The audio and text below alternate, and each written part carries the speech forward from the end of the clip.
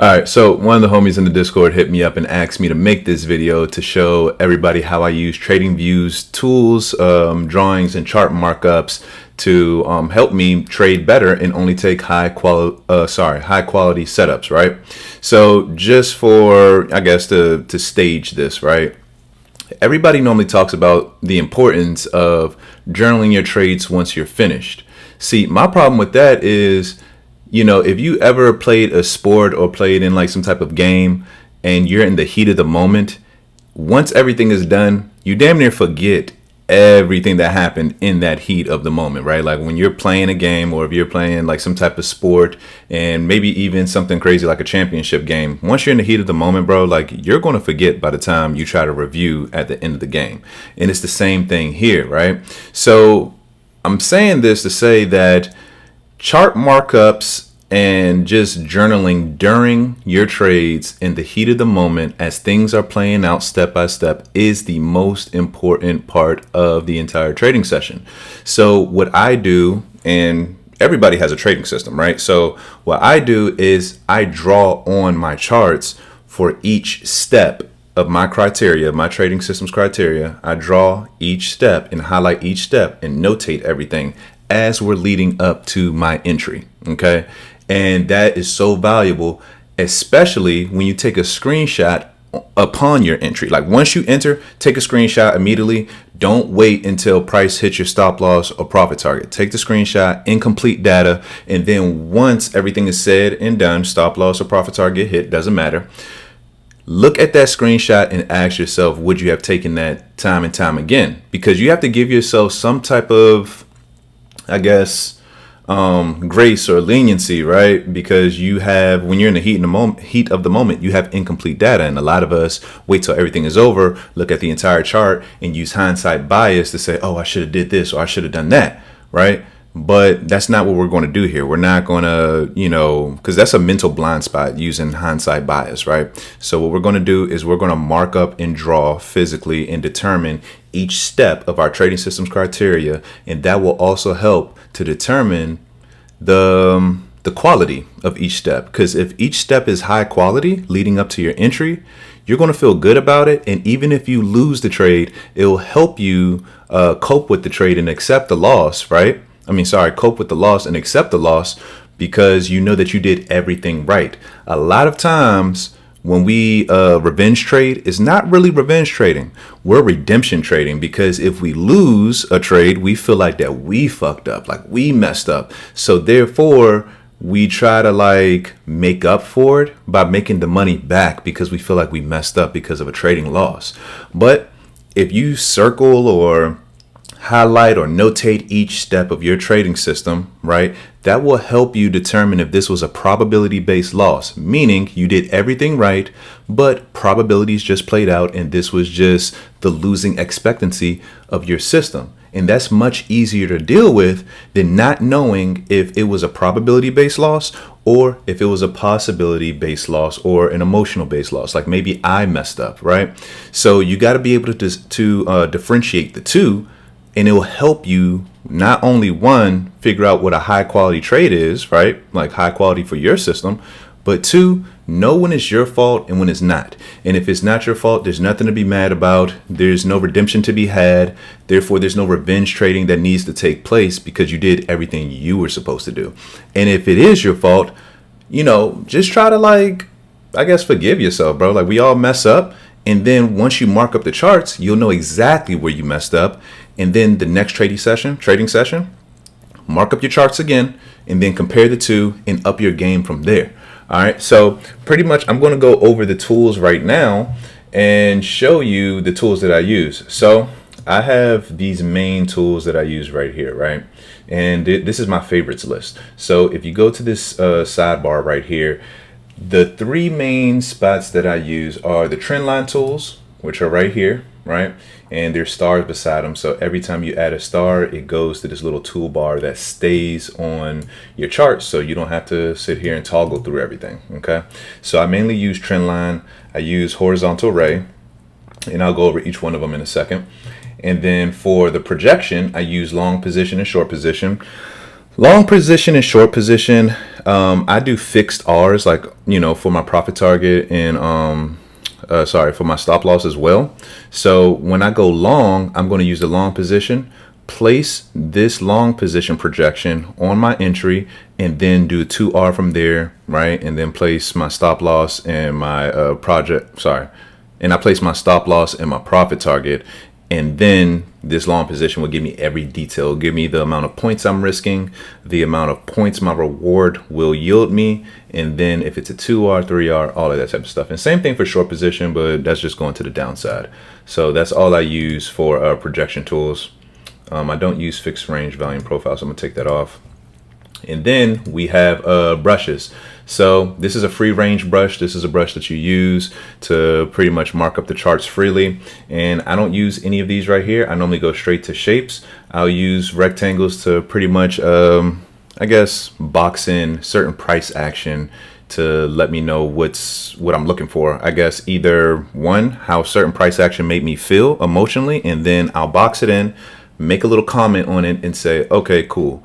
This price action is making me nervous because, we shouldn't retest my area of entry more than once, something like that, right? And then path is really good because at that point you can hit multiple key levels with the same tool. And that helps me out with my entry model. And I'll show you here in a second. Okay. So for me and my trading system, I do the same fundamental thing, and I'm going to go over it right now. So I like to use the horizontal ray to mark my 2-minute opening range. The reason why I use my horizontal ray is because it goes all the way to the end of the screen, right? So if I'm doing the opening range and I use a horizontal ray, I don't necessarily know, sorry, that's the trend line. I don't necessarily know when price is going, at what point or location price is going to break out. So I'm just going to put it across the entire screen, okay? The difference between horizontal ray and trend line is that trend line, you have to manually put the distance, right? But the good thing about the trend line is you can do different angles like that. Horizontal ray, it just goes straight horizontal, straight horizontal. You can't do different angles or degrees like the trend line, okay? So we have my 2-minute opening range break. Another cool thing that you can do is click on the horizontal ray, and then you have different tabs up here where it says coordinates. You can pretty much set the price, like you can see right here, it says 23,575, 25 cents.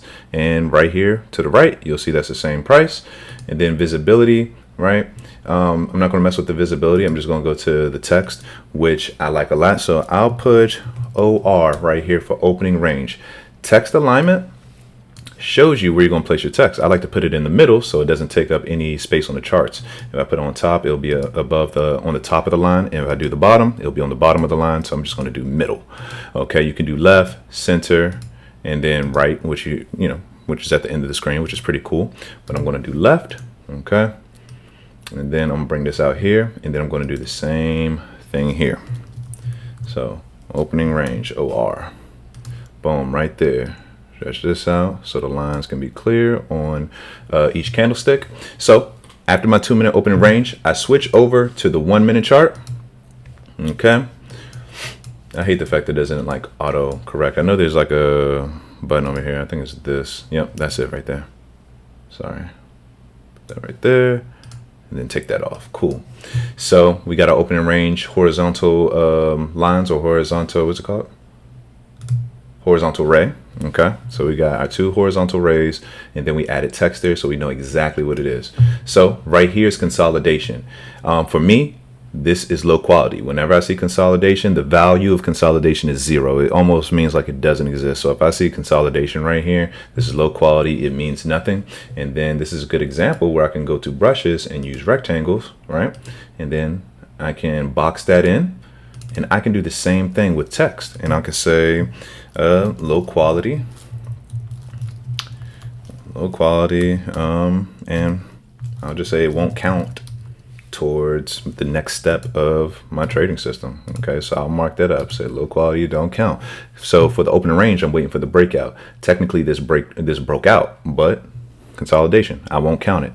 So we break out, we pull back. At this point, I'm looking for some type of sweep, divergence, failure to go higher, or whatever the case may be, right? So, or a this is good right here.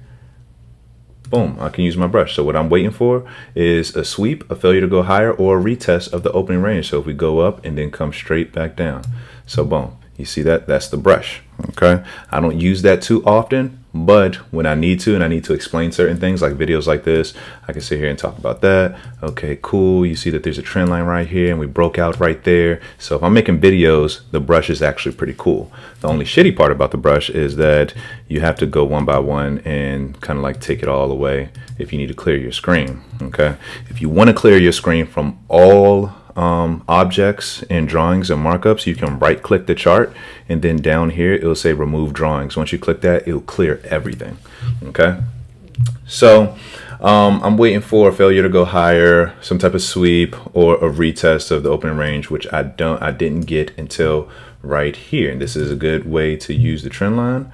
So boom, boom, there's a divergence right there, failure to go higher. Okay, and then on top of that, if I'm looking for, let's say, a change of character, right, like a change of character, if this is going to be a trend change, I can go to brushes and go to rectangle again. I love using the rectangles, right? So if I see this consolidation piece right here and that gets broken, right, if price breaks through like it did right here, where's my boom? So price broke through right here. So now I think that we might be going into a downtrend, most likely. That's a change of character for me.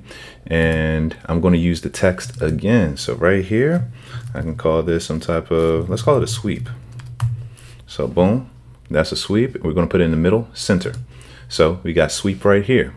You see how this coming together and is playing together like this? So as I'm doing this, right, as price is unraveling and unfolding, and I'm just going step by step, boom, right? And I'm going to say change of character. So COC, change of character. And I'm going to put this inside the rectangle. So cool, boom, right? I'm going to take away this paintbrush. And then once I see this change of character, whenever I see a sweep, my stop loss should always be at the end of the sweep. And then my entry model is either a double top going long, right, if I'm long biased, or double bottom if I'm going long, if I'm long bottom. Long bottom, come on, man. Double bottom if I'm going long, and then double top if I'm going short. Okay, so in this situation, since I think there's a change of character, I'm going to do a double top real quick. All right, and this is a beautiful way to show path. So path is one of my favorites when it comes to identifying my entry model, because if I'm looking for a double top, this is a pivot point, this is a high, this is a pivot point low, this is a high, and then the break of the neckline right there. And to get out of path, I press the escape button, and then boom, here we go. At that point, I can go to text, right? Boom, text right there, and I'm going to label this my entry model. I will even go to the extent of talking about if it's high or mid or or low quality, right? In this sense, because we're not necessarily, we have some displacement there, right? There's space between each candlestick, right? Like there's a leg, it's actually a leg. It's not sideways action. It's not a barcode like consolidation. I'll call this medium, right? I'll say mid quality, okay? And then I'm gonna put that is white. So then I will enter my trade, right? And then that's when I do my short position, where I favorite it right here, or I can go over here on projection tab, click the short position, and my entry will be at the break of this neckline. So if you see the short position, you'll see there's a 1 in the middle. This is a 1R, right? So my stop loss is up here, my profit target down here. This is a 1R. I am risking 36.25 points to make 36.25 points. Okay, but my stop loss, I'm going to change this. My stop loss is going to be at the top of the sweep, at the end of the sweep, right? And you can see that the R multiple changed to 1.54 because I lowered my risk. And then at that point, I'm going to increase my profit target to 2R, because that is the fixed profit target that I go every time. Every time I win a trade, I want at least 2R to make up for the future losses. So I like to create that buffer. Okay. Right here, I can go ahead and spread this all the way across, and boom, I can go to text again, make this 2R, profit target, go up here, change the color so it's color coordinated if you want to make it cute, you know. So 2R PT, okay. If you want to do a little extra, you can go back to the horizontal ray, boom, make that green, you know. And then at this point, you can do the same thing, horizontal ray at the stop loss, which is right here, the end of this sweep, but you want to make this red, all right. And then boom, stop loss. And what I like to do is placing my stop loss placement is one of the most important parts of my trading system because it has to be the absolute invalidation point. I'm not moving or touching anything, a part of my trade, unless it is invalidated. I truly believe that the market can do whatever. So if we get to one tick towards my stop loss, as long as it don't hit, I'm staying right there. So I like to put the reason as to why I place my stop loss right there. So I'll say end of sweep. You know what I'm saying? So then I'm gonna make that red, boom, put that right there. And then we let the whole thing play out. All right. So a few other things that I like to touch on is, say, for example, if you're watching price action and you want to kind of do some trade management, you should not touch your trade if your stop loss is the invalidation point, right? It's either going to hit one of your exits, your stop loss or your profit target. But if there's certain price action, right, the noise, and noise is all price action between your stop loss and profit target, right? That's all noise. You shouldn't pay attention to it. But if your emotions are getting riled up over certain price action, you might want to go ahead and call it out, right? So say, for example, for me, right, we are going to go to call out. So call out is a nice little bubble you can make on price action. Boom. And you want to call something out. So for me, I would say price is retesting area of entry. All right. So price is retesting area of entry. Nervous because this may be a reversal. Okay. So I can put that right there, right? And acknowledge what kind of price action makes me nervous. All right. And then boom, I could sit here and say this, retested twice. And I can explain, not a good sign, right? Right. We shouldn't be retesting twice. Right. So multiple retests shows weakness. Okay. So you want to point out exactly what's going on, what occurrence, what events, and what actions are going on the charts that is making you nervous, so you can build this awareness. So whenever it does happen, you are familiar with it. You're familiar with it. And that's the key for good trade management and preserving mental capital, so you can have enough mental energy to allow your trade to complete, right? So the thing is, with mental energy and mental capital, mental capacity, whatever you want to call it, it's very important to know all of these things, because the more emotions you're experiencing means the lower your mental energy is going down, your mental capacity is going down. Always gauge your mental capacity based on how well you're managing your emotions, or how much more your emotions are seeping out. Okay, so the thing is, with mental capacity and mental energy and stuff like that, like when you show signs of mental exhaustion, it's not going to be the same as physical fatigue. It's not going to be the same as physical exhaustion when you're out of breath and all this type of stuff. No, the signals for mental exhaustion is not being able to keep yourself together. And when a lot of emotional volatility is occurring, you're reaching a point of mental exhaustion. Those are the signs. That's the huffing and puffing that you get out of like the physical exhaustion, right? But your brain is not going to shut down, so it tricks you to think that you still have some gas in the tank, but you're really running on E. So go ahead and point out certain price action events or occurrences on the chart that drains majority of your gas tank, your mental capital, your mental energy. Okay. So boom, here we are. All right. And then let's say at the bottom, you hit your profit target. You can sit here and say, okay, PT hit, fully sold or fully exited position. Okay. You might want to be careful with terminology. So fully exited position. And then at that point, what I like to do is go ahead and you can screenshot the whole thing. And there is something that I forgot that I'm going to tell you guys. So you can screenshot this entire thing. Sorry, let me get my other opening range in there. So screenshot this entire thing. Boom. And that's your chart markup for the day, right? And one good thing that I do like to do is the moment I enter, let's take out all of this. Boom. The moment I enter and before I see any price action, like incomplete data, incomplete price action, I like to take a screenshot the moment I enter.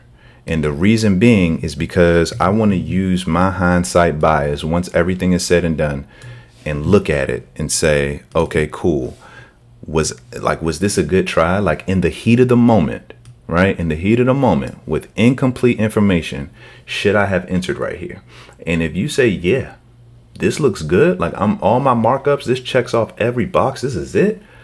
Bro, it does not matter what the outcome is. You keep doing this same thing over and over again. One, you're going to know exactly how well the quality is of your entry model, changing character sweeps, opening ranges, marking all these different things. The quality is going to increase because you know what you're looking for and you have a baseline the more you do this, right? So the more chart markups you create, the more you can go back into like your journals and look at these chart markups and be like, okay, I could tell the difference between high quality and low quality at this point, right? And if you use dynamic risk at that point, if it's low quality, size down, and if it's high quality, size up. It also helps a lot with identifying if you made a mistake that led to a loss or it was probabilities and this was just a loss expectancy. Because the only thing that's stopping traders from being great traders is the fact that we keep tying our self-worth to losses. And this is not a win or lose game. This is a probabilities-based game. Rant incoming. So this is a probabilities-based game, and I'm going to tell you why. Because technical analysis is not the reason why the market moves. If you cannot tell me why the market moves, who moved the market, exactly what time, why they moved the market, and their game plan as to why they moved the market, if you can't answer all 4 questions, this is not a win or lose game. The moment you can answer all 4 questions, then it can become a win or lose game. But because it's not, we're guessing. We're guessing. In probabilities, this is a game of probabilities. We all agree on that. Probabilities is just an educated, high form of the word guess. Okay. So technical analysis, if you can detach and sever the idea that technical analysis is the reason why the market moves, is not the reason why the market moves, then you will realize that technical analysis is nothing but a visual and graphic aid so we can see the pattern that we found that just loses us more than it makes us and also helps us with the quality of that pattern. That's all technical analysis is. Okay. And I'm pretty sure everybody going to say, oh, well, I know that's not the reason why the market moves, but you're not acting like it. Your beliefs aren't aligning with that, right? Or you wouldn't be upset if you win or lose a trade, because if technical analysis is not the reason why the market is moving and you have an outcome that you don't like, that means you believe that technical analysis is the reason why the market is moving, because you have expectations that your technical analysis should have been the reason why things should have price should have hit your profit target. Point blank, period. But technical analysis is nothing more than a line chart, a bar graph, a pie chart. Is nothing more than a visual aid that can give us a picture of what price change looks like, and then use that visual aid to identify the pattern that we found that has no relevance to why the market moves, but identify that pattern that we found makes us more than it loses, and it will lose us because we're doing nothing but guessing. And it's there to help us determine the quality of the pattern so we can determine how much risk to put on each trade. That's it. Okay. Rant over. All right. So yeah, that's how I use, those are the main chart tools that I use on TradingView. And I know we're on TopStep-X, but ProjectX is using the TradingView API. So it's the same thing. Okay. So this is how I use it. I screenshot it and I put it in my TradeZella journal. So if you like this video, we do group coaching at Strong Trading. I'm going to put the link in the description below. We are offering 38% off for the first 20 F5 people on our annual plan. And yeah, I'll see you in there, because this is the type of content that we're going to be putting in our bi-weekly sessions. So, oh yeah, so for the group coaching calls, right, you're going to get bi-weekly coaching sessions, 45 minutes with me and Tanner, going over things like this. You'll also get access to the Discord. And the coaching sessions are where we send a poll to see, what topics people want to discuss, right? And then at the end, we'll have open Q&A, help you guys out. And yeah, bro. So that's good.